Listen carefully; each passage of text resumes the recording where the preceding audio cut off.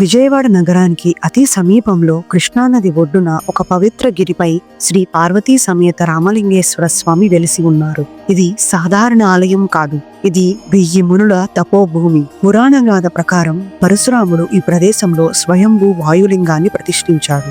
ఆ రోజు నుండి ఈ గిరి దివ్యక్షేత్రంగా ప్రసిద్ధి చెందింది. కాలక్రమేణా 1000 మందికి పైగా ఋషులు, సాధువులు ఇక్కడ తపస్సు చేసేవారు. వారి జపధ్వనులతో ఈ గిరి పవిత్రమైంది. అందుకే ఈ గ్రామానికి 1000 మునుల కుదురు అనే పేరు వచ్చింది. కాలక్రమేణా అదే యనమల కుదురుగా మారింది. వనవాసం సమయంలో సాక్షాత్తు సీతారాములు ఈ క్షేత్రాన్ని దర్శించి పూజించారని ప్రచారం. చాళుక్యులు, రెడ్డి రాజులు, విజయనగర రాజులు ఈ క్షేత్రాన్ని దర్శించినట్లు చరిత్ర చెప్తుంది. మహాశివరాత్రి సందర్భంగా 3 రోజుల పాటు వైభవంగా ఇక్కడ ఉత్సవాలు జరుగుతాయి. మొదటి రోజు అనగా శివరాత్రి సాయంత్రం నుండి ప్రభోత్సవం జరుగుతుంది. 2వ రోజు కళ్యాణోత్సవం, 3వ రోజు వసంతోత్సవం జరుగుతాయి. చివరి రోజు ధ్వజారోహణ సమయంలో సమర్పించే నంది ముద్దలు అత్యంత మహిమాన్వితమైనవి. సంతానం లేని దంపతులు భక్తితో స్వీకరిస్తే సంతానం కలుగుతుందని భక్తుల విశ్వాసం. ఇప్పటికీ రాత్రి వేళల్లో మునులు, ఋషులు, నాగకన్యలు ఈ ప్రాంతానికి వచ్చి శివుడికి పూజలు చేస్తారని భక్తుల విశ్వాసం.